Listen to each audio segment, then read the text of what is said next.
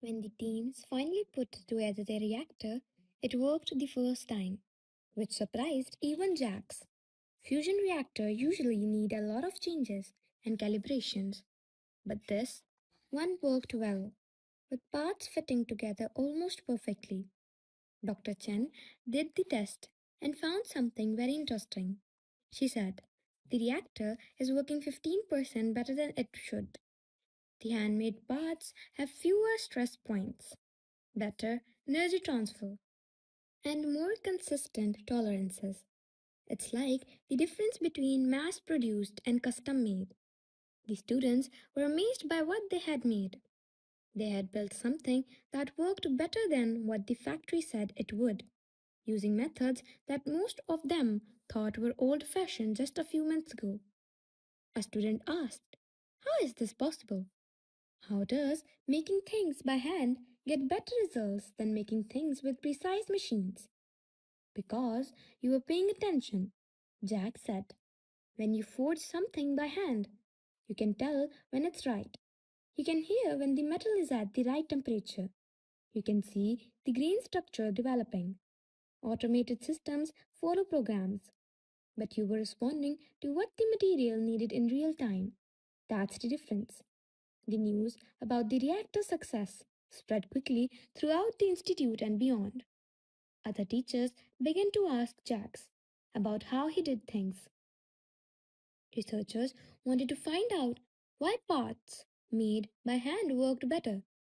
The workshop was the most popular thing at the institute, but Jack's biggest success came from a student he didn't expect. As a sign of good faith, Admiral Corvax of the Kolvath Empire had been sent to the institute. The Kolvath were proud and looked down on anything they thought was beneath them. Corvax was a good example of these attitudes. He had made it clear that he thought the manual work was beneath him.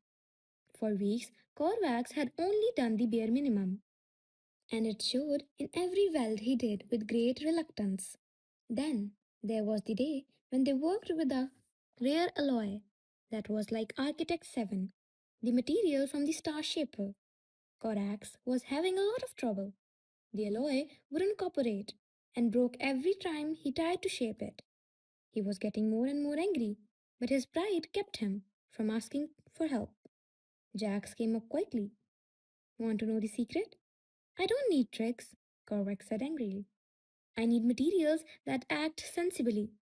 Jax replied, "The material is acting rationally. You just don't know how to talk to it yet." He picked up a piece of alloy and a small hammer. "Watch."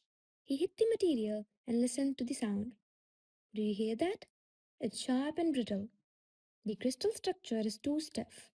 Now, watch what happens when I heat it up the right way." Jax brought the sample to the right temperature, which he figured out by looking at it and feeling it. He hit it again. The tone was deeper and more musical. "Do you hear the difference? The structure is more flexible now. It wants to be worked. Before, you were trying to force it, and when it was stiff, now it's ready." Corvax saw Jax show him how to do it right, not forcing or commanding, but working with the way the material is. Jack's skilled hand shaped the alloy beautifully, even though it was so hard just a few months ago. "Try again," Jack said as he gave Corvax a new sample. "Pay attention to what it's saying." For the first time, Corvax put his pride aside and took the sample. He carefully heated it up and watched the colors change. He listened to the sound of the hammer hitting the stone. He looked for the small signs that showed he was ready. The alloy worked when he started working with it. Not perfectly. That would take more practice. But they worked together. The piece didn't break. It took shape. Korvac's face changed in some way. Wonder took the place of pride. "I've commanded fleets," he said in a low voice. "I've made choices that have affected billions of people. But I've never felt anything like this. The pleasure of knowing something so well that it responds to your touch. That's how it feels," Jack said. "That's what we've been trying to teach you. It's not about being primitive or advanced. It's about connecting, understanding, and respecting what you're working with.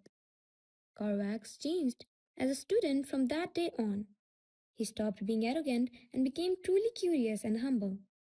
He became one of Jack's most dedicated students and, in the end, one of his best. 6 months later, when the first class graduated, they were very different.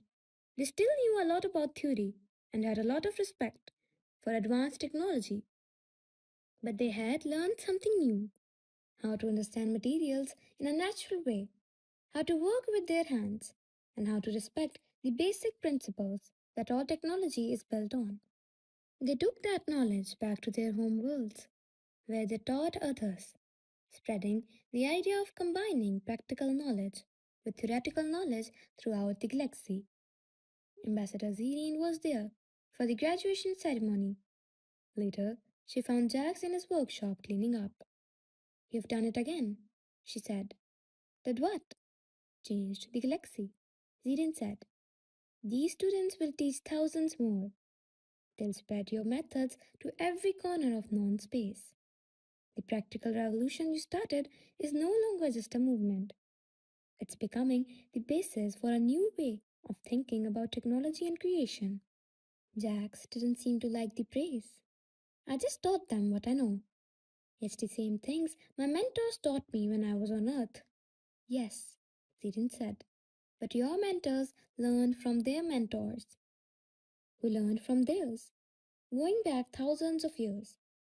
You're carrying forward the accumulated wisdom of human craftspeople throughout the history. And now that wisdom belongs to the galaxy." Jax thought about that, about the long chain of teachers and students stretching back through time, each generation passing on hard won knowledge. He thought about the blacksmith, welders, and metal workers who had taught him. They had no idea that their lessons would one day fix an ancient alien artifact and change the course of galactic civilization. "I guess they would be proud," he said finally. "All those people who taught me to listen to metal and respect the basics would be proud to know it mattered this much." "They should be," Zirin said. "And you should too." Jax got an invitation 2 years later after fixing the Star Shaper. It was a surprise to him that the architects our chief wanted him to come. The architects were the biggest mystery in the galaxy. They had been the first civilization to reach technological transcendence, building impossible wonders like the Star Shaper. Then they just left. People didn't know where they had gone and why. They had left behind structures and artifacts all over the galaxy, but there was no way to get in touch with them or find out what they had left. But they had also left the archive, which was a huge storehouse of their knowledge that could only be accessed by people the archive thought were worthy. Only 700 beings had been allowed in 18 million years. Jax was now being called by the archive. The invitation came as a message that showed up on all of his nearby display system at once, including his comm device, his workshop monitors, and even the welding wizard that was scrolling across his face. The writing was easy. Jack's motto: "We would know the person who remembers." "The archive is waiting." Dr. Sarah Chen saw him looking at the message in shock. She said, "The architects? Archive? Jax, do you get what this means? The archive picks who it wants to teach. For 300 years it has been quiet. Now it's calling for you." "Why me?" Jax asked, really confused. "I just fixed one of their machines. Doesn't make me stand out." "The archive doesn't think like that," Ambassador Zirin said when she got there hours later, her patrons pulsing with excitement. "It sees something in you. It values some quality or understanding. You have to go." "What's in there?" Zirin said. "We don't know," Jax asked. "People who have been inside can't talk about what they saw. They can say that it's amazing and that it changed them, but they can't say what they learned in detail. It seems that architects think that people should earn their knowledge on their own, not get it from someone else.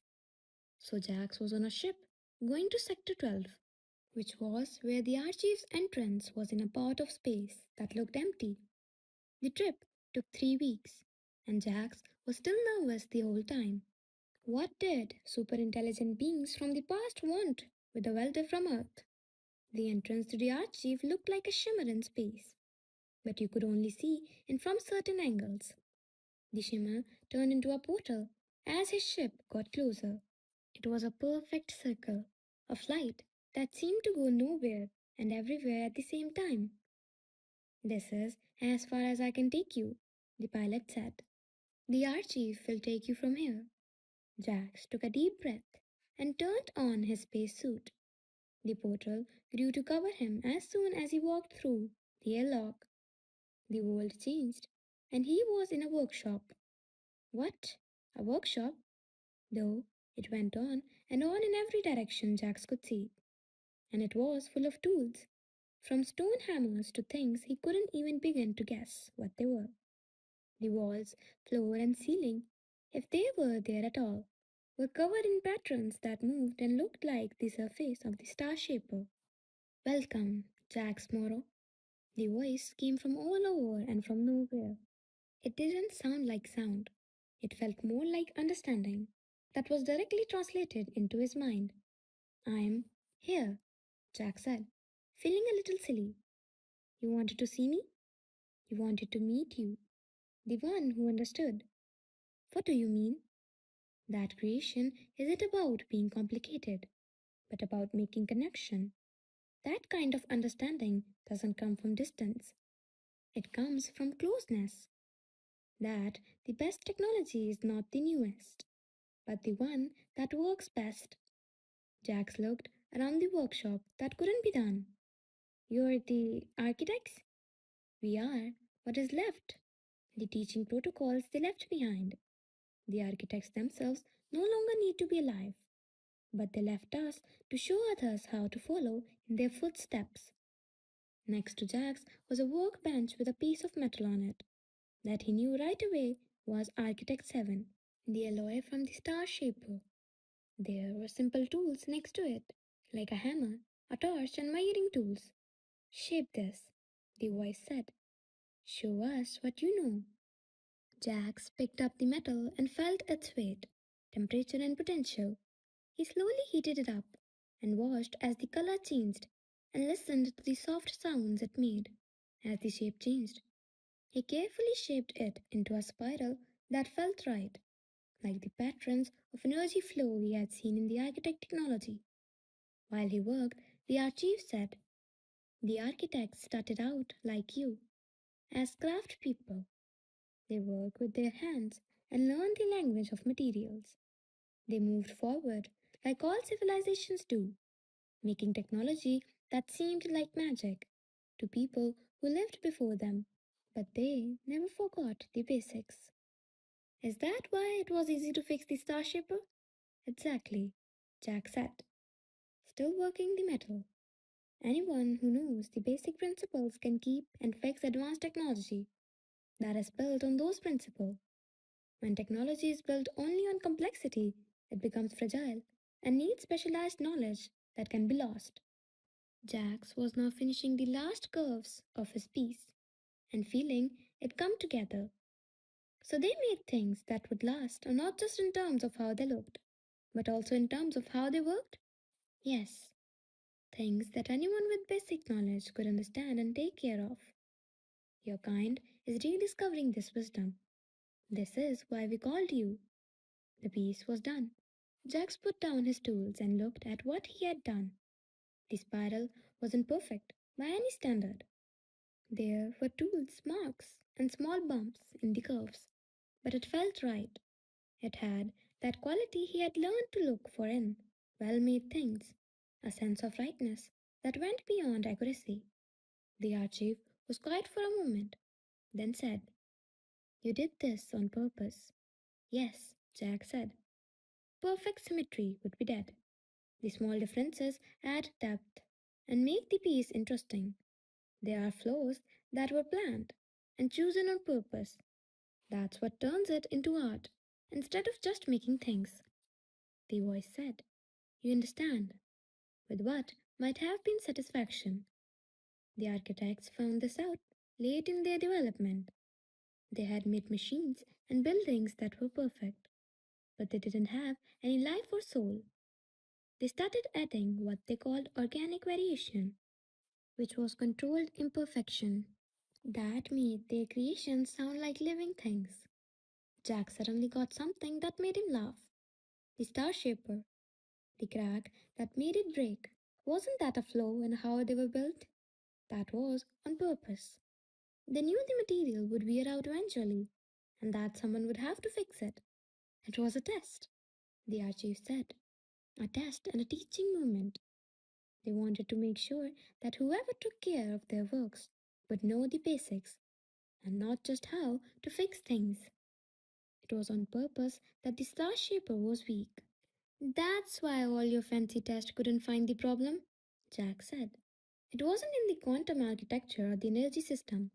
It was in the basic metallurgy, which only someone who worked with materials directly could understand." "Yes, and you passed the test. More importantly, you knew why it was a test.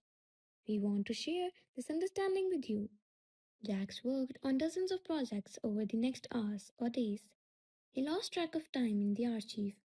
Each one taught him something new about the architect's knowledge.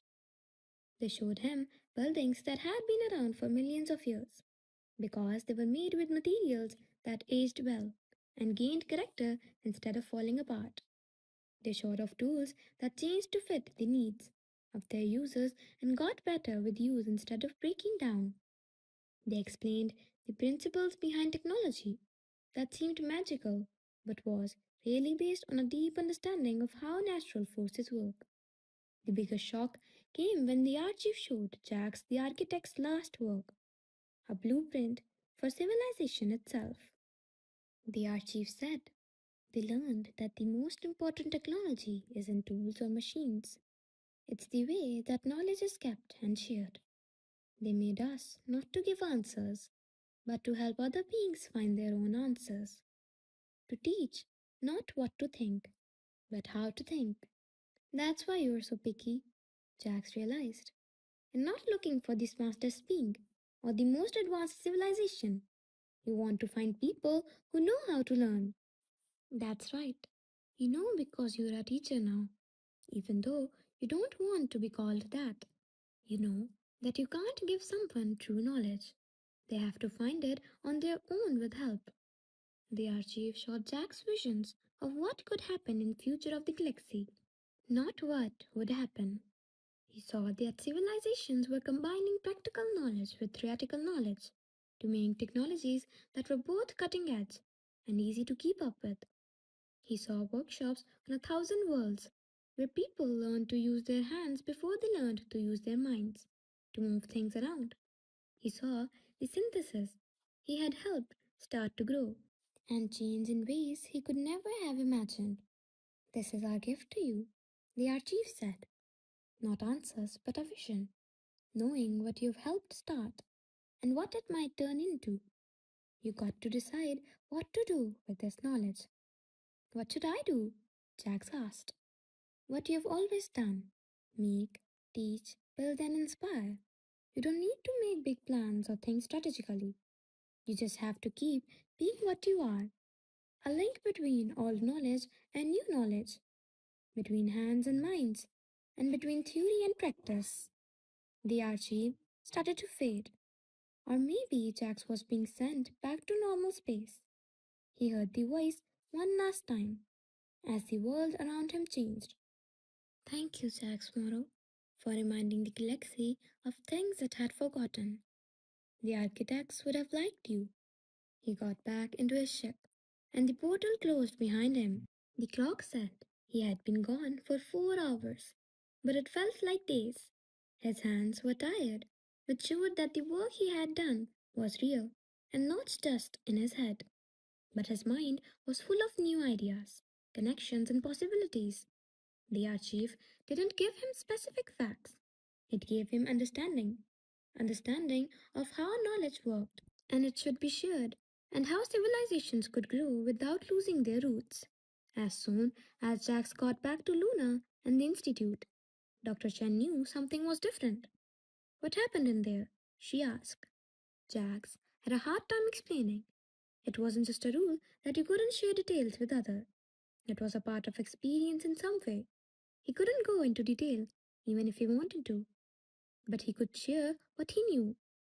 They showed me that what we're doing here, putting together theory and practice, hands and minds, this isn't just a nice idea.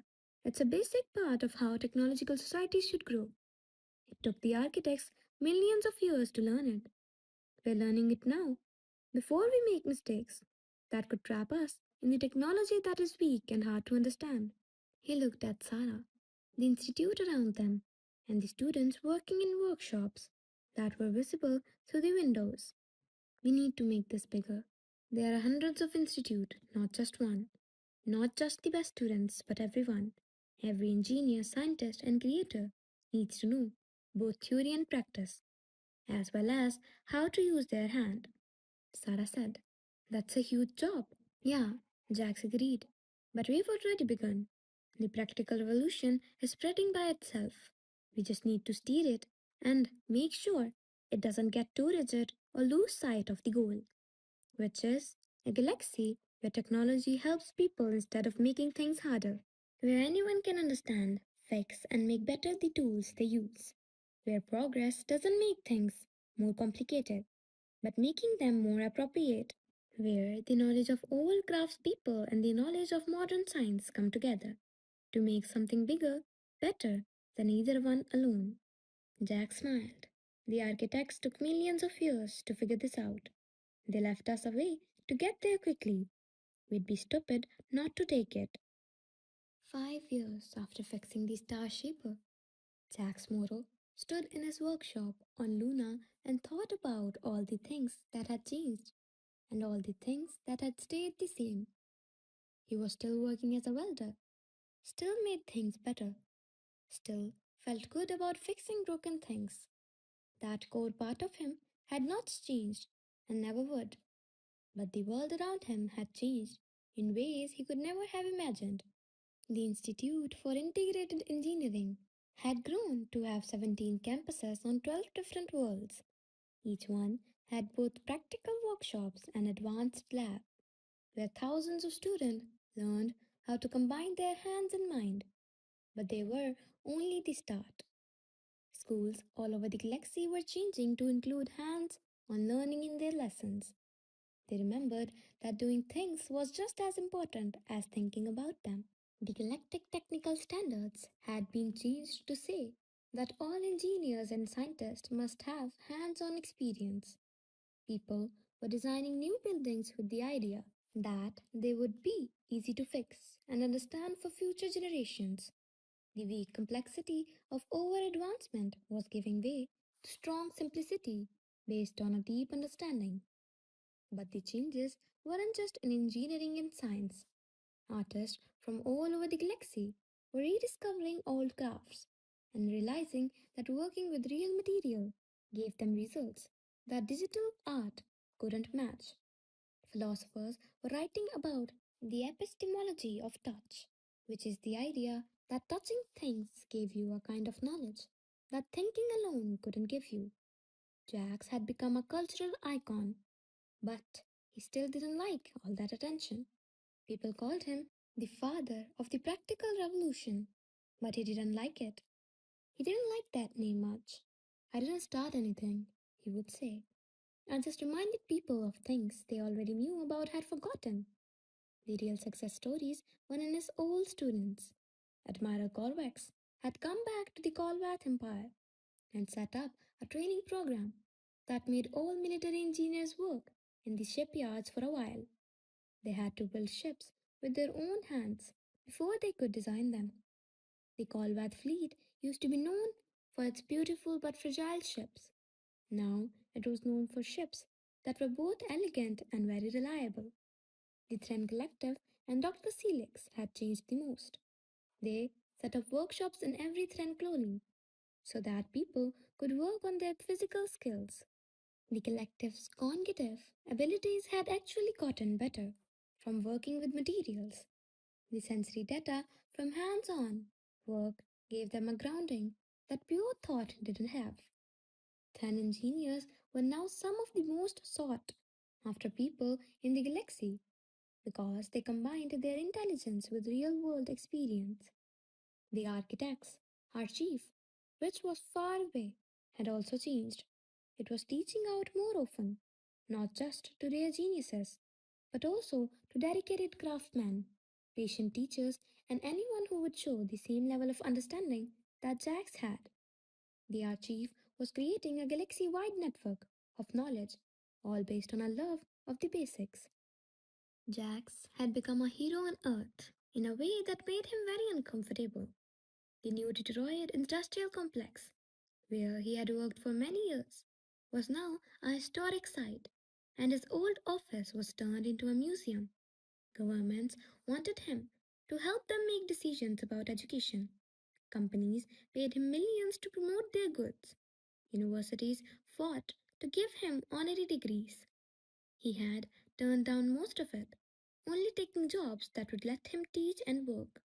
Jax was still just a guy who fixed things at his core, but he had agreed to be Chancellor of the Institute for Integrated Engineering. He didn't want to be an administrator because he hated paperwork, but he did want to shape the future of how knowledge was shared. He was in his workshop today because he had heard about new people. The Warman Stellar Station was having problems with its structure. Highly skilled engineers had looked at it in great detail and suggested complicated fixes that included quantum stabilization and dimensional reinforcement. None of the ideas had worked. Sounds familiar, Jack said. It's kind of embarrassing, really. The engineers were angry. We've been looking at this for months, yes. And you missed the obvious. Your station's solar collectors put a lot of thermal stress on these structural members all the time, right? They heat up and cool down every time they turn. Yes, but our calculations showed that the materials should easily hold up. Your numbers were based on perfect conditions, Jack said. But nothing is perfect in real life. These wells, he said, pointing to the sample's connection points, are perfect from a technical point of view, but they are too perfect, there's no flexibility. So the thermal expansion has nowhere to go and is causing stress fractures. He took out his welding torch. Watch, I'm going to redo one of these welds with a little bit of imperfection on purpose. It will have controlled flexibility that lets it expand and contract without breaking. He showed the technique 20 minutes later. One minute, don't think the new weld was pretty. It had a texture that could be seen in some small bumps, but when it was heated and cooled down, it bent instead of breaking. Jack said, sometimes perfect is the enemy of functional. Your station needs well that can breathe and have built in organic tolerance. If you make them too perfect, they will break. For a moment, the environment engineer didn't say anything. Then one of them laughed, which sounded like wind chimes. We did it again. We were so forced on being perfect that we forgot about being practical. Thank you, Chancellor Moro. This will save our station. Dr. Sarah Chen stuck her head into the workshop after the call ended. Are you ready for the ceremony? Jax let out a groan. He had been trying to forget about the event. Today, the Galactic Council was giving him some kind of award to show how much they appreciated what he had done. He had tried to say no, but Ambassador Zirin had convinced him that it was important for diplomacy and public relations. Do I have to wear a suit? He asked in a sad voice. Yes, Sarah said with a lot of confidence. You can't accept the architect's legacy medal in your work clothes. Jax grumbled as he put on the formal clothes they had given him. He thought he looked silly in clothes that were meant for ceremonies instead of work. But Sarah and the others told him he looked distinguished. The Galactic Council chamber was the site of the ceremony. It was also where 5 years ago, scared leaders argued about what to do with the quiet star shaper. Now it was full of people from all the major civilization, all there to honor a human welder. Ambassador Zirin gave the award, and her bioluminescent patrons glowed with pride. Jacques Moreau showed us that real progress isn't about leaving our roots behind, but building on them. He showed us that suffocation without understanding is weak, while fundamental knowledge used correctly is strong. He also reminded us that the best technology isn't the most complicated, but the most useful. She put the medal around his neck. It was made of Architect 7 alloy and was hand forged so that it was beautiful in its flaws. This medal was made by students at the Institute using skills that Jacques Moreau taught them. It is a symbol of the merging of ancient skills and modern technology and modern knowledge that has led to the rise of a new galactic civilization. Jacques took the medal and went up to the podium to speak. He hadn't written anything down, trusting that the right words would come to him when he needed them. He started with, "I'm not good at speeches," and laughter spread through the room. "I'd rather fix things and then talk about them, but I'll try. You bought me to fix an old machine 5 years ago. I was scared. I was a nobody from Earth, and I was up against technology that I couldn't even begin to understand. But then I thought about it and realized that I didn't need to know the hard things. I only needed to know the basics, the building blocks of all technology. I've been trying to teach you that ever since. You shouldn't give up your advanced knowledge. It's valuable, important, and necessary. But don't let it blind you to the simple truths that are at the heart of everything. Metal is metal. No matter if it's earth steel or architect alloy, it gets hot, it gets cold, and it has grain structures, stress point, and ways to fail. You can work with any metal and fix any material problem if you know those basics. Everything follows the same rules. Energy moves in predictable ways. Structure needs to be stable and flexible. Materials have personalities, which means they behave in certain ways that you learn through experience. These truths don't change whether you're building a starship or fixing a pipe. It's not my specific techniques that I hope you've learned from me, but the way I do things. Start with the basics, learn by doing, trust your senses as much as your theories, and remember that the goal is not to make things complicated, but to make them work. The architects knew this after millions of years in progress. We are just starting to learn it as we explore the galaxy. This gives us an advantage over them. We can build our civilization on solid foundations from the start, instead of having rediscovered them later. Thank you for this award, but more importantly, thank you for learning. Thanks for being open to questioning your beliefs, trying new things, and remembering what you've learned in the past. The future we're making together, with our hands and minds, practice and theory, craft and science, is going to be great. And if it breaks, I know how to fix it. The room erupted in applause, cheers, and other species specific signs of excitement. Jax stepped away from the podium, happy that the speech was over. But the most important moment for him came later, at the reception. A nervous young human student came up to him. She looked like she was no older than a teen, and she had just come from Earth. This was probably her first big event in the galaxy. "Mr. Morrow?" she asked with hesitation. "I'm Lisa Martinez, and I just started at the Institute. I'm studying to be a structural engineer, but I'm also taking your metalworking class." "How's it going?" Jax asked. "Hard," she said. "I went to a traditional engineering school where everything was theoretical. It's frustrating to use my hands to build things. I feel like I'm not good at it." "Yeah, you probably are," Jack said without hesitation. He then smiled at how shocked she looked. "At first, everyone is bad at it. That's fine. The first step to getting better at something is to be bad at it. Keep practicing and paying attention to what the materials tell you. And one day, you'll realize that you've developed that intuitive understanding. Did it take you a long time? Lisa asked. Years, Jack said. I started welding when I was 16, but I didn't really feel confident until I was in my late 20s. But every day I learned something new, got a little better, and understood a little more. That's how it works. You can't rush experience. But what if I never get better? What if I'm just not good at doing things with my hands? Jax put his hand on her shoulder. Talent helps, but persistence is more important. I've seen smart people fail because they thought they could learn things right way. I've also seen average people become great because they were patient and kept learning. Which do you want to be? Lisa stood up straight. The one who keeps on learning, Jax told her. Then you'll be fine. Just remember that every expert was once a beginner, and every master had a first day. You're right where you need to be.